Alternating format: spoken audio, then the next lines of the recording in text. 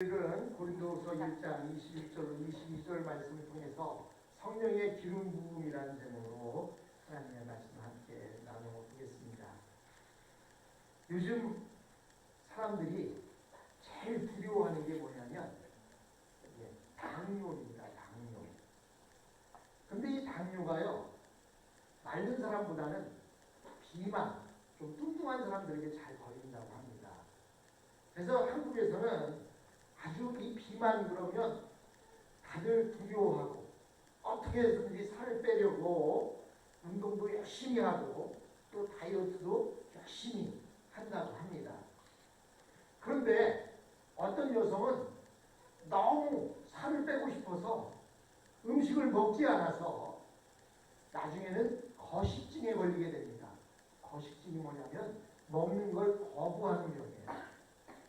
그래서 영양실조에 걸려서 병원에 실려가서 링거를 맞고 나오는 사람도 있다고 합니다. 또 어떤 사람들은 살찌지 않게 하기 위해서 식사를 제대로 하지 않고 비스켓을 먹기만 해서 나중에는 빈혈로 쓰러져서 병원에 실려가는 일도 종종 있다고 합니다. 한국 사람들은 날씬한 것과 마른 것을 구별을 못하는 것 같아요. 날씬하다고 하는 것은 마른 것과는 다른 얘기입니다. 마른 걸 빼짝 말랐다, 그냥 뼈만 앙상하게 남아있는 걸 이야기하는 것이고요. 날씬하다고 하는 것은 굴곡 있게 보기 좋은 모습을 날씬하다고 하는 거예요. 그런데 한국 사람들은 날씬한 것 이꼴 마른 것 이렇게 생각하는 것 같습니다. 그래서 살을 빼려고 노력하고 그러다 보면 영양실조에 걸리는 일이 있다고 합니다. 이렇게 영양실조에 걸리게 되면 어떻게 돼요? 병원에 실려가게 되고 병원에서는 영양제를 주사합니다. 그러면 그 영양제를 맞은 사람이 기진맥진하던 사람이었지만 다시 힘을 얻게 되고 다시 살아갈 수 있게 된다고 합니다. 우리 신앙생활도 마찬가지입니다. 우리 그리스도인은 하나님의 말씀을 먹어야 건강할 수 있고 모든 사탄의 시험을 이길 수가 있습니다. 그러나 오랫동안 하나님의 말씀을 먹지 못하면 영적인 빈혈이나 영적인 영양실조에 걸리게 됩니다. 우리 믿는 사람들은 영적으로 오래 굶으면 일단 기쁨이 없어집니다. 그 후에는 매사에 의욕이 없어지게 되고 비판적이 되게 되는데 이는 일종의 영적 우울증에 걸리게 되는 것입니다. 그런데 이것보다 더 심각한 문제는 교회 전체가 하나님의 말씀이 공급되지 않아서 영적으로 심하게 굶주릴 수 있다는 것입니다. 이 경우에는 교인 전체가 병들게 됩니다. 교회 안에서 사사건건 분열이 일어나기도 하는데 이는 말씀을 제대로 먹지 못한 교인들이 사나워지기 때문입니다. 여러분, 굶주린 맹수 한번 생각해 보세요. 얼마나 사나워집니까? 마찬가지로 교회 안에서 성도들이 하나님의 말씀을 먹지 못하면 굶주리게 되고 그러다 보면 사나워지기 때문에 사사건건 다툼이나 분열이 일어나게 됩니다. 원래 우리가 보이는 고린도 교회는 성령의 은사가 넘치는 교회였습니다. 오히려 신앙의 성숙에 비해 성령의 역사가 너무나 지나쳐서 어려움이 생길 정도로 이렇게 고린도 교회는 젊고 건강한 교회였습니다. 물고기로 비유한다면 마치 물에서 갓 잡아 올린 생선이 팔딱팔딱 뛰는 것과 같은 그런 아주 건강한 교회였습니다. 그러나 이런 교회도 상당 기간 동안 하나님의 말씀을 듣지 못하니까 영적인 기아 상태, 영적인 굶주림의 상태에 들어가게 되었습니다. 이것은 교회가 심각하게 병들어가고 있다는 증거입니다. 원래 하나님께서는 교회 안에 무한정한 성령의 축복을 약속하셨습니다. 그래서 하나님께 기도로 간구하면 얼마든지 교회를 소생시키고도 남는 성령의 은혜를 공급받을 수 있습니다. 그럼에도 불구하고 그들이 병들었기 때문에 성령의 그런 역사가 그들에게 나타나지 않았던 것입니다. 오늘 본문 21절에 보니까 우리에게 기름 부으심 있는 하나님이시니라고 이렇게 표현해 놓고 있습니다. 여기에서 기름 부음이라는 말이 등장을 합니다. 기름 부음이라는 말은 구약 성경에 보면 이스라엘 백성에 대한 하나님의 위대한 축복이 있는데 그 위대한 축복이 바로 성령의 기름 부음이었습니다. 우리가 수요일마다 사사기를 보고 있는데요. 사사기에 나타나는 사사들이 어땠습니까? 보통 때는 나이 80 먹은 그런 노인네 같은 사람이었고 또 장애우, 왼손잡이 장애우였고 또 농사짓던 사람이었고 또 그냥 가정주부로 집안일을 하던 사람들이었습니다. 이런 사람들이 언제 힘을 냅니까?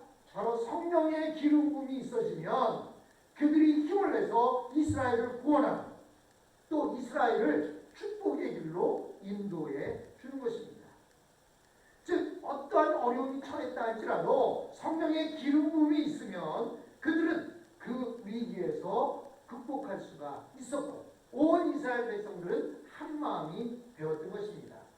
물론 오늘날에는 예수 그리스도께서 보혜사 성령을 보내주셨기 때문에 그 보혜사 성령님은 우리가 예수 그리스도를 믿는 순간 내 안에 들어오셔서 나가지 아니하시고 영원토록 우리와 함께 하십니다. 그러나 구약의 성령님은 보혜사 성령님이 아니고 구약의 성령님은 그래서 구약에는 성신이 오셨네 이렇게도 표현했습니다. 그 구약의 성령님은 기름 부은 사람들에게만 주어지는 것입니다. 그럼 구약에 어떤 사람에게 기름 부음이 있었습니까? 바로 이스라엘의 왕에게 기름 부음이 있었습니다. 그리고 선지자들에게 기름 부음이 있었습니다. 예언자들에게 기름 부음이 있었고 우리가 보고 있는 사사시대의 사사들에게 기름 부음이 있었습니다. 즉 이들은 각자 모두가 기름 부음이 있진 않았지만 이스라엘을 대표하는 영적인 지도자들에게 기름 부음이 있어지면 그들은 힘이 났고 또 복을 누릴 수가 있었습니다. 이 기름 부음이라고 하는 것은 하나님께서 특별히 인친다라는 의미가 있습니다. 인을 친다라는 건 도장을 찍는다는 이야기죠. 도장은 어느 때 찍습니까? 여러분 한국에서 도장 찍을 때 보면 어떤 문서를 놓고 볼 때 처음부터 끝까지 아무런 하자가 없다고 생각했을 때 맨 마지막에 한 게 뭐예요? 자신의 인감 도장을 꽉 찍는 거예요. 이거는 변함이 없다. 사실이다. 하나님께서 기름 부었다라고 하는 것은 하나님이 인치셨다는 것입니다. 그 인침을 받은 사람을 그래서 구약에서는 메시아다라고 이렇게 말하고 이 메시아가 신약에서는 그리스도다라는 이름으로 불리게 됩니다. 사도 바울은 고린도 교회를 향해서 이렇게 말하고 있습니다. 우리를 너희와 함께 그리스도 안에서 견고하게 하시고 우리에게 기름을 부으시는 이는 누구시다? 하나님이시다라고 이렇게 21절에 표현하고 있습니다. 즉 21절에서 바울 사도는 두 가지 사실을 말하고 있어요. 하나는 하나님께서 우리를 너희와 견고하게 하셨다라는 것입니다. 하나님은 고린도 교인들에게 부족한 믿음을 주신 것이 아니고 흔들리는 믿음을 주신 것이 아니라 그들이 처음 받았던 그 복음은 원래 영원히 흔들릴 수 없는 그러한 견고한 복음이었습니다. 그리고 또 다른 하나는 하나님께서 그들에게 기름을 부으셨다는 것입니다. 여기서 중요한 것은 사도 바울이 고린도 교인에게 구약 이스라엘 백성들의 그 기름 부음에 대한 개념을 여기에서 사용하고 있다는 사실입니다. 이를 통해 그 기름 부음과 그리스도 안에서 견고하게 되는 것이 관계가 있다는 사실을 우리는 알 수가 있습니다. 고린도 교인들에 대한 기름 부음은 그냥 하늘에서 갑자기 기름이 부어진 것이 아닙니다. 길을 가고 있다가 갑자기 하늘에서 기름이 얼굴에 머리끝부터 발끝까지 부어졌다. 그래서 나는 기름 부음을 받았다. 이런 뜻이 아니에요. 여기서 말하고 있는 기름 부음이라고 하는 사실은 하나님과 그리스도 안에서 그들의 신앙이 더 견고하게 되는 것, 그것을 보고 기름 부음이라고 합니다. 내가 예수 그리스도를 올바로 믿고 있는 것, 그것이 바로 기름 부음을 받았다라는 것입니다. 여러분 예수님을 믿습니까? 그렇다면 여러분 안에는 이미 기름 부음이 있습니다. 여러분, 이 기름 부음이라고 하는 것은 하나님의 말씀을 듣고 그 말씀 안에 견고하게 예수 그리스도에게 접붙임 바 되었을 때 그들은 하나님의 사람이 되는 것이고 기름 부음을 받았다고 말하는 것입니다. 나는 나무고 너희들은 뭐라고 해요? 가지다 라고 말씀하십니다. 가지는 나무에 붙어 있을 때 많은 열매를 맺을 수가 있습니다. 나무에서 떨어져 나가는 가지는 열매를 맺을 수가 없습니다. 기름 부음을 받았다라고 하는 것은 예수님께 접붙임을 받았다라고 하는 의미인 것입니다. 그런데 지금 고린도 교회의 상태가 어땠습니까? 지금 고린도 교회의 상태가 그 기름 부음이 희미해지고 있었습니다. 고린도 교회 안에 복음이 아닌 다른 것들이 들어와서 사도와의 관계를 이간질시키고 하나님의 말씀을 가로막고 있었습니다. 이제는 복음이 아닌 다른 것들이 무성하게 자라나서 도대체 이들이 하나님의 백성인지 아닌지를 구분할 수 없을 정도로 만들었습니다. 여러분 한국에요. 농농사를 많이 짓습니다. 왜냐하면 한국은 쌀이 주식이기 때문입니다. 근데요. 농사를 짓기 위해서 그들은 이제 못자리를 만들어 놓고 거기에 벽실을 싣습니다. 그리고 심은 그 벽실을 다시 논으로 옮겨서 싣습니다. 그러면 우리 생각에는 벼만 나야 되는데 분명히 뿌린 건 벽실밖에 없는데 그곳에 피라는 것이잖아요. 근데 이 피라는 것이 모양이 벼와 똑같이 생겼어요. 다만 이 벼보다 희한하게도 피라고 하는 잡초는 더 잘 자랍니다. 키도 더 크고 더 잎도 무성하고 시끄럽게 자라요. 그래서요 농부들은 벼를 심어놓고 피를 뽑으러 다닙니다. 우리 몸에 있는 피가 아니라 벼와 다른 피를 뽑으러 다니는데요. 저도 어머니를 따라서 피를 뽑으러 많이 다녀봤어요. 가보면 저는 잘 구별이 안 되는데 우리 어머니는 얼마나 잘 구별하는지 피만 쏙쏙 잘 뽑습니다.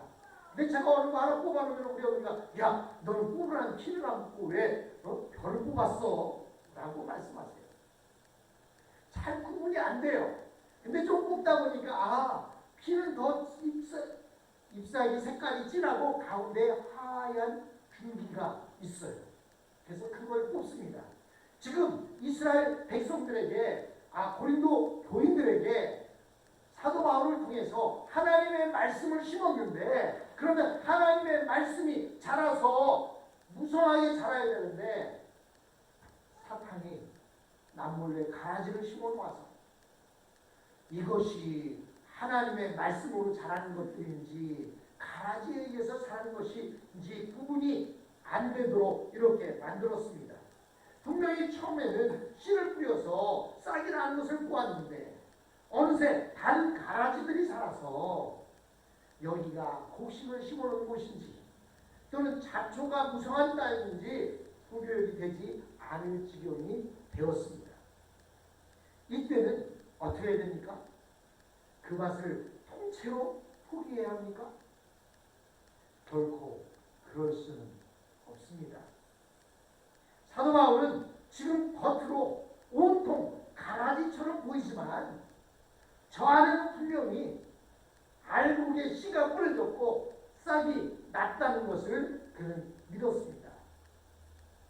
이 확신이 사도 바울로 하여금 조심스럽게 가라지를 헤치고 그 안에 있는 알곡을 찾아내게 만들었던 것입니다.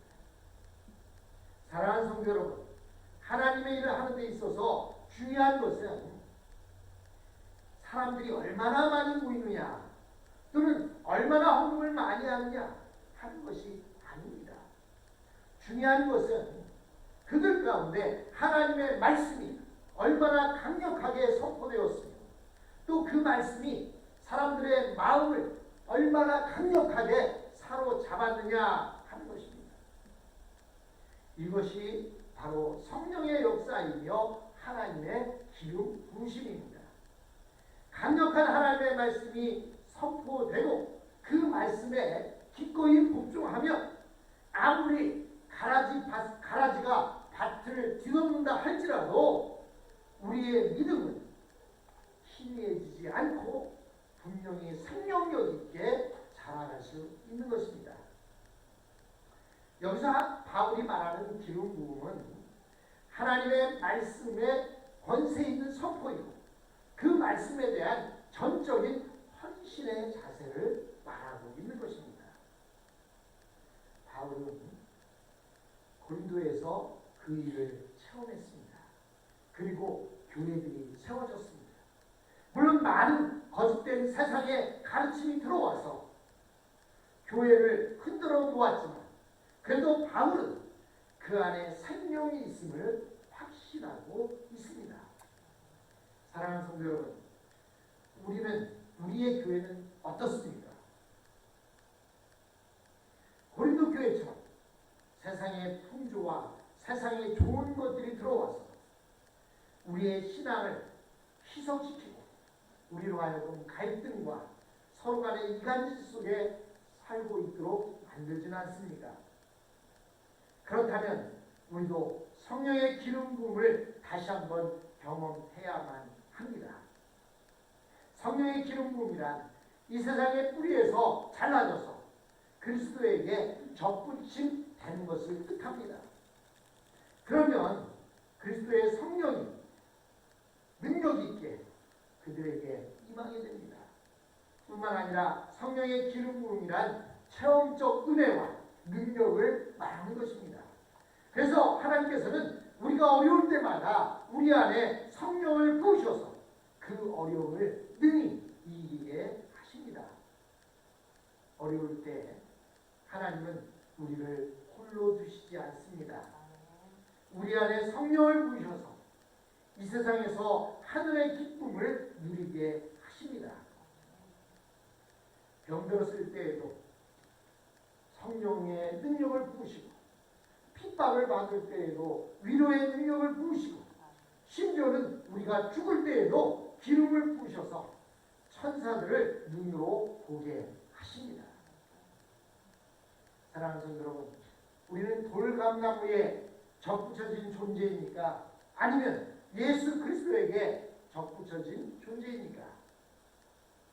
우리가 예수 그리스도에게 접붙여진 존재라고 한다면 어떠한 어려움이 있다 할지라도 하나님은 우리를 홀로 두지 않으시고 함께 하신다는 사실을 믿고 그 하나님을 의지하는 저와 여러분이